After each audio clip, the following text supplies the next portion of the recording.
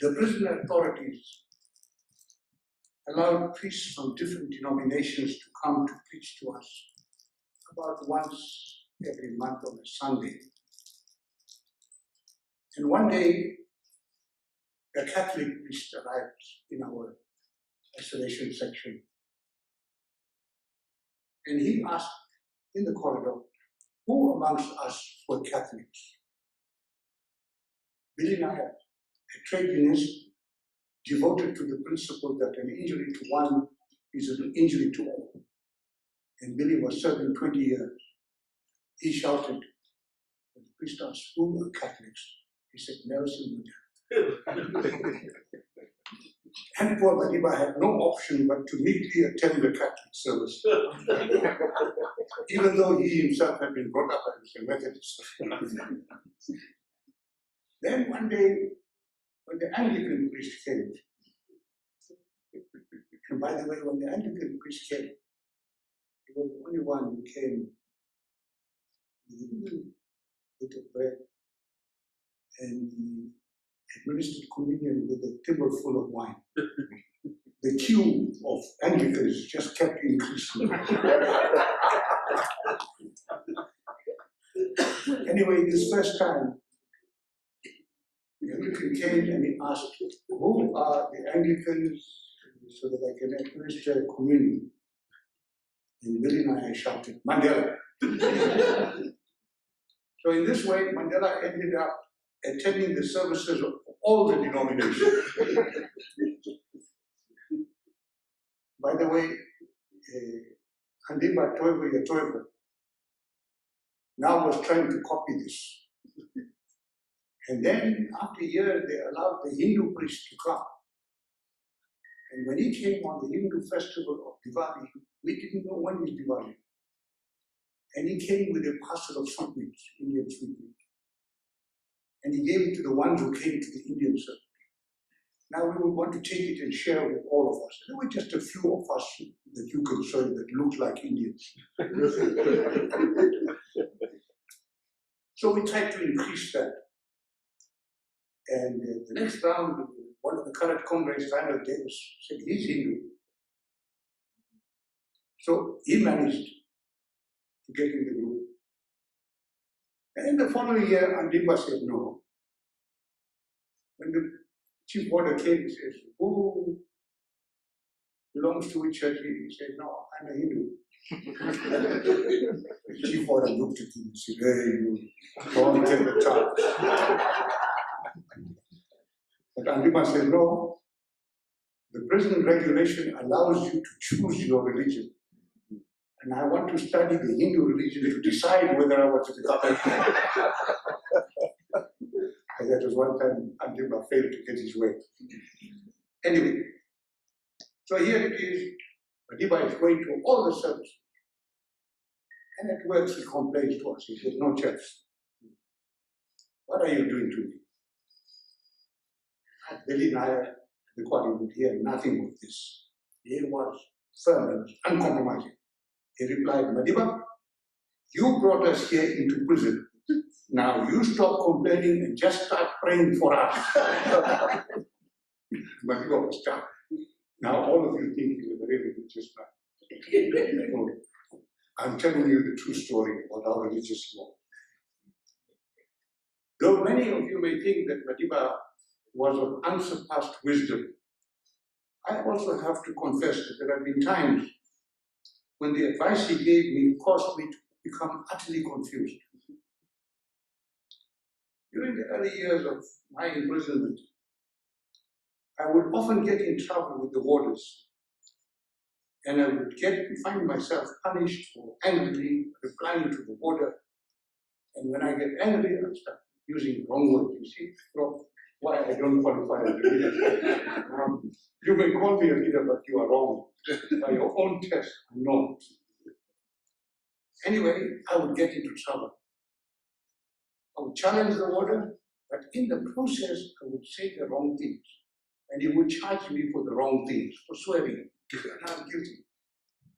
Madiba says, you know, stop being pamanta. Be careful, count your words. you are correct to take up the issue.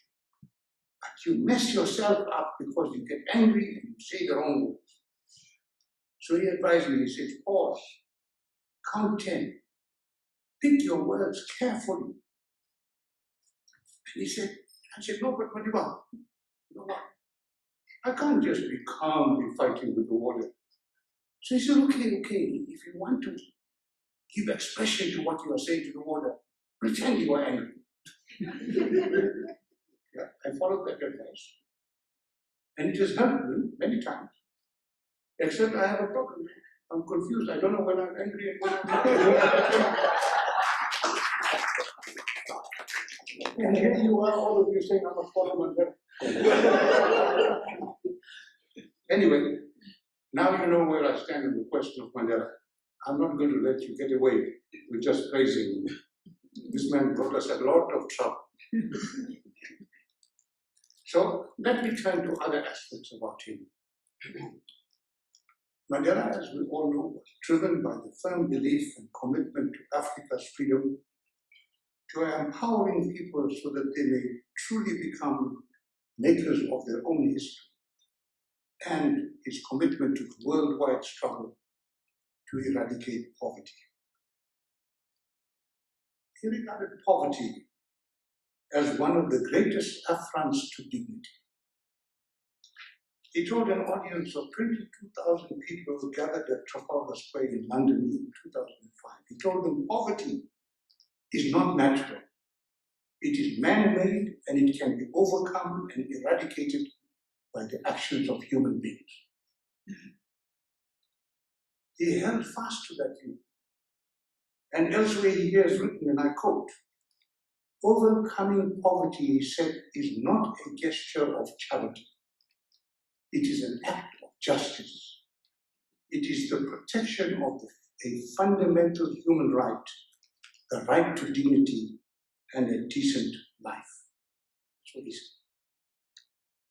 So when you look around the world around you, you must know that if you are to learn from Mandela, the one lesson you have to learn, because wherever you go, not even the biggest, richest economy in the world, in the United States, you will find that there is poverty there. So there is cause for you to be an activist. Now, with an attitude like that, which is anchored to freedom, to empowerment people, to the eradication of poverty, Mandela booked his place on the freedom train, on what I call the epic journey shared by all humankind, the journey that began with the evolution of the human species. But friends, making a reservation on that train is the easy part. It takes blood, sweat, tears, and untold and unrecognized suffering and sacrifice by one's family to stay on the freedom train. It is the price that one pays for realizing one's humanity. And it is on the freedom train that Mandela tells us that he, I quote again, that he learned that courage was not the absence of fear, but the triumph over fear. The brave lion, Mandela said, is not one who does not feel afraid, but the one who conquers fear. Now, when Mandela said this to me in prison, I said, hey, I agree with you wholeheartedly. So quickly you agree. I said, yes, when I was being taught dynamiting in the GDI, they put me in a bunker, and through a peephole, my instructor was watching, and I had to take the dynamite, take the detonator, and crimp it to the fuse. And thinking I'm a brave guy, I just took the crimper and crimped it, and he lost his cool. He screamed at me, he said, you are useless. Stop it, you are a waste. I want to put a recommendation that we withdraw you from sabotage for South Africa. So I look at him and say, why? He says, with your first act of sabotage, you will be dead. Because you have no fear. He said, if you had fear, you would know that you would take the thing and crimp it against your gift in case you made a mistake and it exploded. It's the best boat in your body to take the shock. But here in front of you like this, you're a dead man walk. Since we don't need people like you. So Madiba says that. And I remember one moment then, when I reflect on my life in prison. I remember one moment when fear stopped me. During the early years in Robben Island, we were confined to that enclosed quadrangle, seated on concrete blocks, baking stones into pebbles with 4-pound hammers. Our view of the world was a patch of blue sky, walled in by that quadrangle. The only other sign of life that we saw working in that quadrangle and staying in those single cells was that after lockup there would be the seagulls that would circle raucously and swoop down once we were locked up. Otherwise, they were told by the sign of life. We demanded an end to this soul-deadening regime. And eventually the authorities relented. Now we were being marched to the limestone quarry, charged with the task of hacking lime from a blazing limestone rock face that hurled back smack into your face the shimmering heat of the sun. But we reveled in that daily walk to and from the quarry. We were seeing grass for the first time and trees. And we crisscrossed paths that showed signs of life beyond our little group of 30-odd prisoners and a handful of warders. The authorities did not like that. They did not like to see us enjoying it. In fact, in the early years, in midwinter, they used to make us shower at 5, 6 in the morning, cold shower. And we decided, hey, chaps, don't protest. Do like you're enjoying it. And after a while, we began to enjoy it, and they stopped making us shower at 5 o'clock. So this walking, the authorities didn't like it. And in their hardened hearts and numb minds, they believed that their superiors in Pretoria headquarters had caved into our demands. And it was time the warders felt to wreak vengeance on us through all sorts of petty, small-minded psychological and physical harassment. In their book, nothing for us was supposed to be for free. Not even the fresh air, not the greenery, and certainly not the walk that allows us the luxury to stretch our limbs and to drink deeply of the morning air. We walked 4 to a row with armed warders linked in the way in front, while others patrolled on each side and brought up the rear of this miserably clothed column.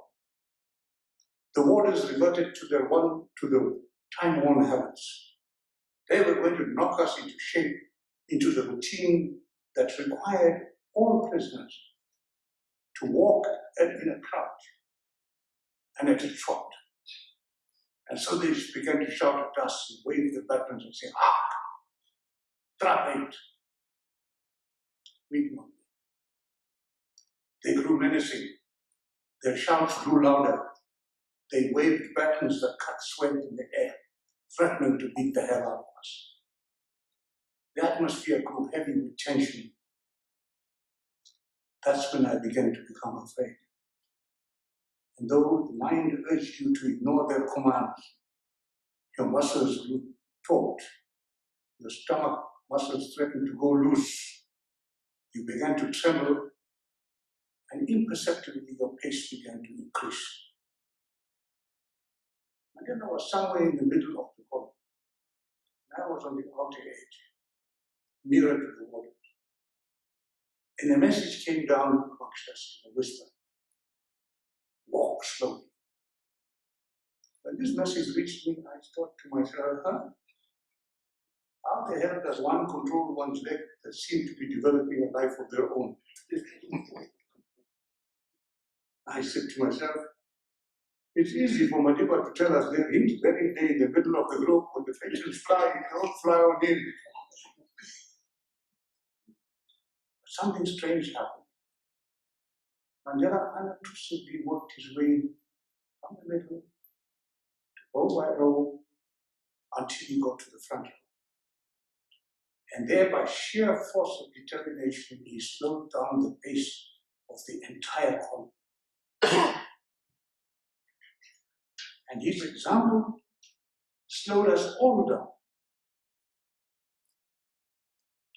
Now, if you have seen the film of Mandela, at the best of times, his walk is a very awkward walk.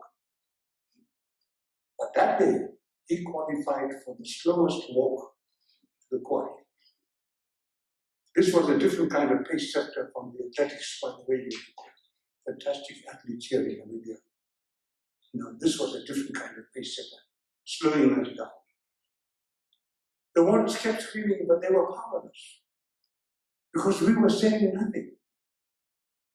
We were just walking slowly and more slowly. Our legs lost their autonomy. Our muscles became steady. Our minds took control. And that day I learned that you can never be robbed of your dignity without your consent or your complicity. And complicity, friends, it can creep on you, seductively envelop you the way the warmth of the winter sun seeps into your bones. Hence I know the passion that lies behind the unpretentious and simple statement that Mandela makes in his autobiography when he writes, and I quote, "Prison and the authorities conspire to rob each man of his dignity. In and of itself, that assured me," he writes, "that I would survive. For any man or institution that tries to rob me of my dignity will lose," he writes, "because I will not part with it at any price or under any pretense." Those quotes. Reflect on those words. They can strip you naked. They can beat you up. They can torture you. They can administer electric shocks without your complicity.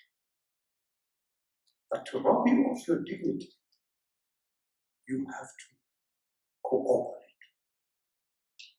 And Mandela says, from the day he walked into prison, he knew he was going to come out intact because he said, nobody can rob me of my dignity without my permission. And I therefore confess to a special pride I have that one's right to dignity appears prominently in the supreme law of my country, the Constitution of the Republic of South Africa. For so many of us, our Bill of Rights in that Constitution throbs with a vibrancy and a meaning that transcends the cold print in which it is written. And if I may say something in this regard, I know you guys are hungry, but I don't get a chance to hold people victim, So if I may share with you something more. When we negotiated the Constitution at Kodesa, there were 26 parties self-appointed. Most of them grew up and came to birth under apartheid.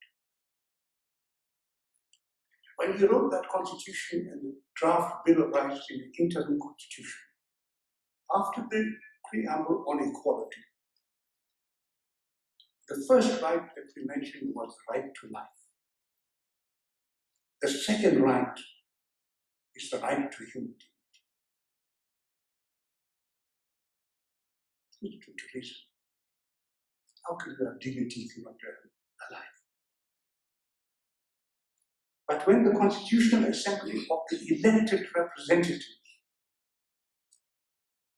elected in 1994 on one person, one vote, met, and for 2 years negotiated and drafted that Constitution, go and check it. It has in the Bill of Rights an introduction on equality. The first right that it mentions is the right to human dignity. The second is the right to life. Why? this thing hit me when I was teaching in Bennington in 2006. And I emailed and I phoned comrades who were involved, finding out, hey, chaps, how did this happen? I was at CODESA, the Joint Secretary. How did this change happen? Nobody could explain.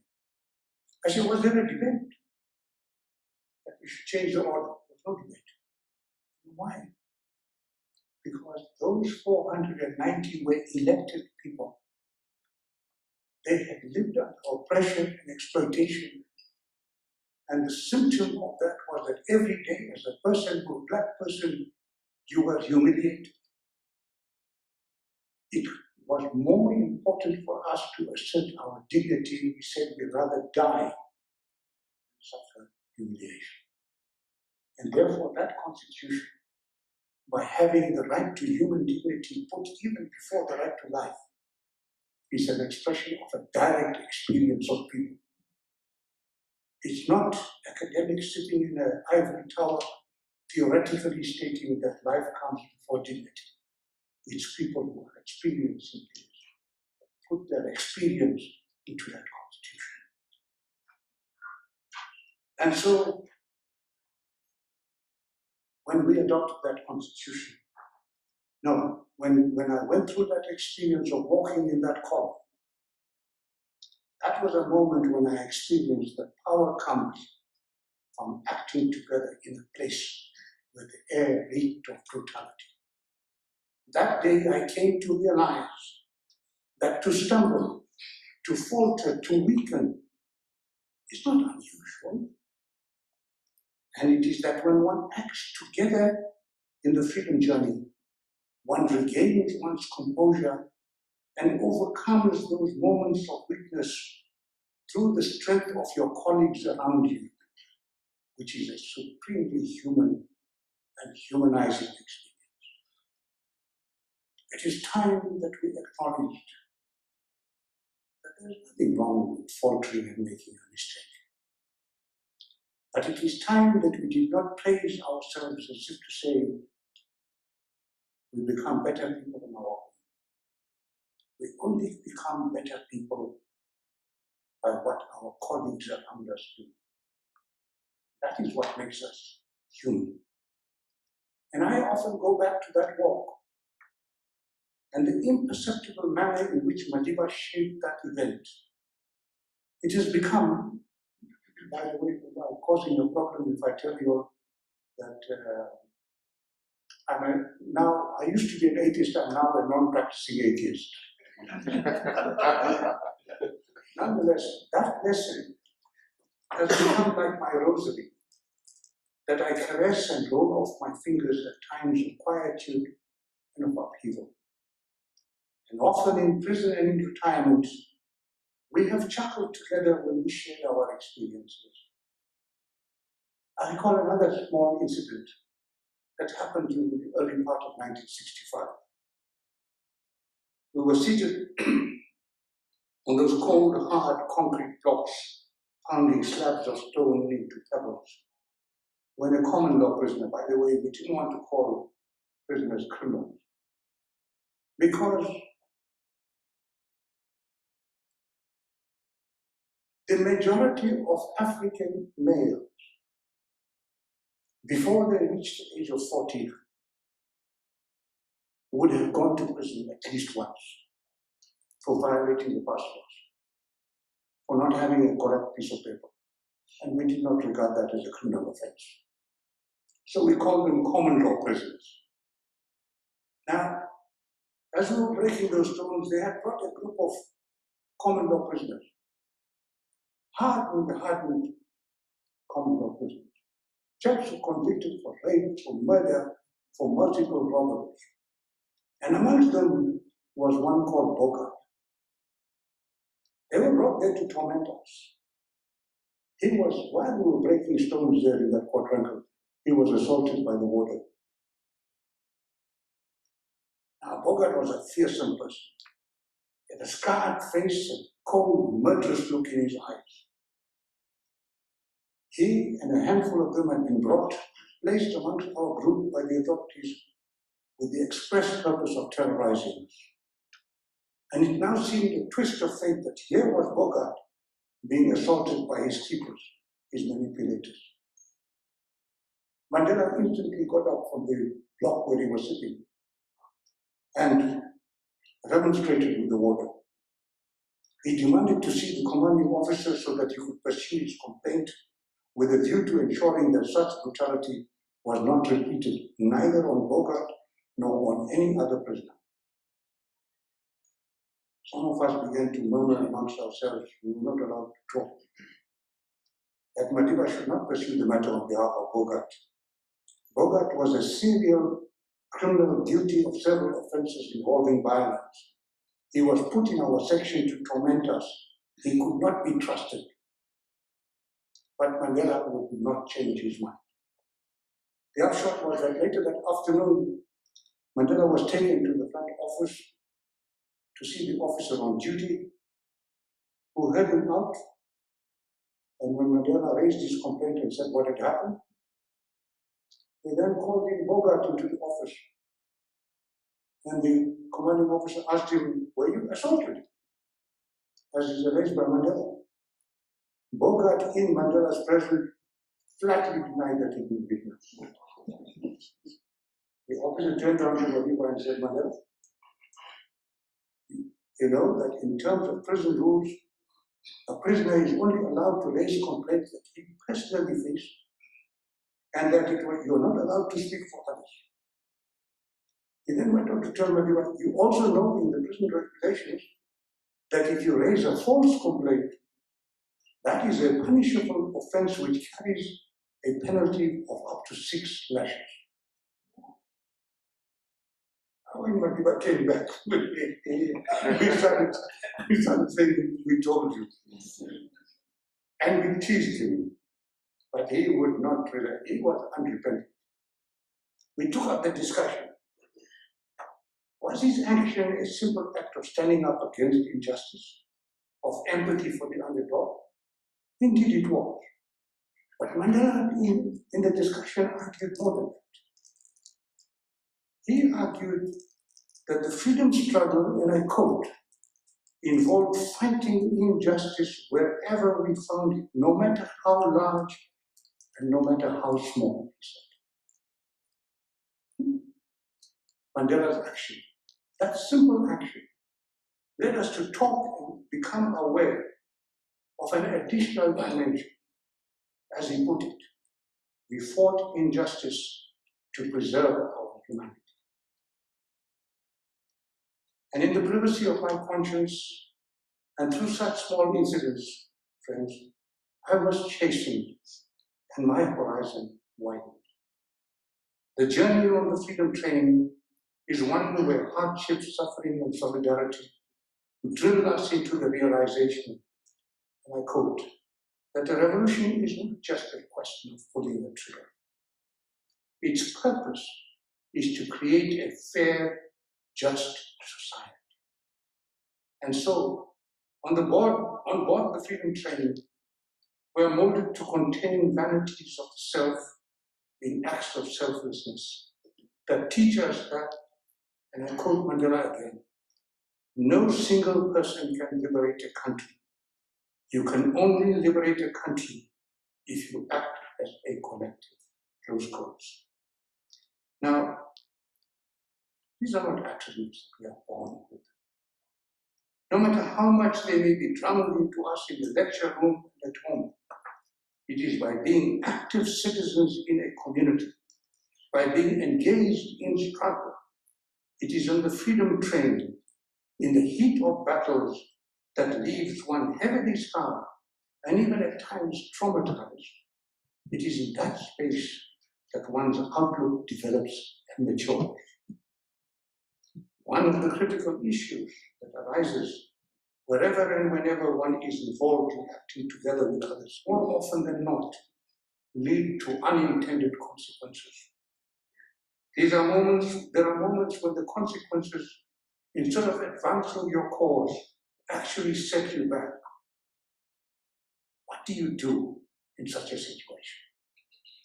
Do you exonerate yourself by indicating that you had opposed the decision when the matter was agreed upon? Do you try to focus attention on who to blame for the impasse that has arisen? Such is not a moment, it's not the time to play the blame game. That is an exercise for another time and more likely for someone else. The immediate challenge is how to turn the setback into an opportunity. It is the moment to take stock of the situation, accept those consequences as a reality, and map out a way ahead for the collective and its leadership. It is time to gather your forces, regroup, define your path that turns the situation that has arisen into an opportunity to adopt and to implement actions that keep the struggle on track. It is not the time for recrimination. Recrimination succumbs to and magnifies the fears inherent in that situation. It is time for cool heads, calm deliberation, and deliberate choices. And in making those choices, Madiba tells us, ensure, and I quote him again, ensure that your choices reflect your hopes and not your fears. In my opinion, these are the moments that are the true test of leadership. Mandela and his colleagues faced such a moment during the Rivonia trial in 1963-64, when they faced the real prospect of finding themselves in the death row. The prosecution case had relied on a document found in the police raid at Rivonia Farm, a document entitled Operation Marigold. While Mandela could speak authoritatively and with direct and intimate knowledge about the events during the period of the formation of the Umkhonto, as well as the first acts of sabotage in December 1961, he had no first-hand knowledge after the 10th of January 1962. Because on that date, he was sent by the ANC abroad on a mission to solicit financial, military, and other support from the African states. He returned from that African trip on the 24th of July, and he was arrested a few days later on the 5th of August, 1962. And so, insofar as the trial was concerned, Mandela therefore had no first-hand knowledge of the events between the period when most of the acts of sabotage were carried out by MK. Nor was he familiar with the circumstances under which Operation Marigold was developed. Rusty Bernstein, one of his co-accused, has written in his book, Memory Against Forgetting. And in his writing, he asked the question whether under these circumstances, would it not have been more sensible for Mandela to leave the responsibility to another one of his co-accused to explain the things that could not have been, Mandela could not have been influenced, even if he wanted to. And Bernstein recalls, and I quote Bernstein, Nelson would have none of it. Rusty says, I'm not surprised, because as long as I have known Mandela, he has acted on the principle that leaders have no special privileges, but have special obligations and duties greater than those of others. Mandela rejects any special protection and insists that his responsibility as the titular head of MK, says he will explain to the court the ANC and its role in respect of MK. And he will defend both the ANC and the MK in court. He will take the full fury, he said, of the state attack. It is an obligation, Rusty said, Mandela told him, it's an obligation that falls on the leader. And he puts his argument so forcefully, says Rusty, that everyone, including the lawyers and the accused, concede that no, Madiba is right. That is how he came to make that speech. And so it came about that Mandela, in a measured and gentle voice, ended his address in court with a resolute statement, which Prof has used, but I would like to use again, from a different angle. That is where he said, I have cherished the idea of a democratic and free society in which all persons live together in harmony and with equal opportunities. It is an ideal for which I hope to live for and to see realized. But if needs be, it is an ideal for which I am prepared to die. Now, an author, William James, has written, and he told us that, I quote William James, he says, you can't leave a footprint that lasts if you are always walking on tiptoe. That's William James. Mandela, in my view, was never the one to walk on tiptoe. At almost all the critical moments in the struggle, Mandela never hesitated to put aside his personal interests in favor of the interest of the struggle. In a tribute, his lifelong friend and companion in arms, Walter Sisulu, observed that Mandela, and I quote, Walter writes that Mandela never evaded responsibilities that went with his choices, nor did he flinch from the painful consequences. Close quote. Friends, to claim no special privileges is a passive act. All you have to do is stay in the queue. But to live out what Rusty called the special obligations and duties greater than those of others, that is to put yourself through the white heat of the furnace that liquefies iron and produces tempered steel. That is how Mandela was made. That is how leaders are made. That is the Mandela that I have the privilege to know. And it is the Mandela who will live with us, wherever we are and whatever we do, because it is the surest way to be true to ourselves, to be human, and to realize one's humanity. Thank you.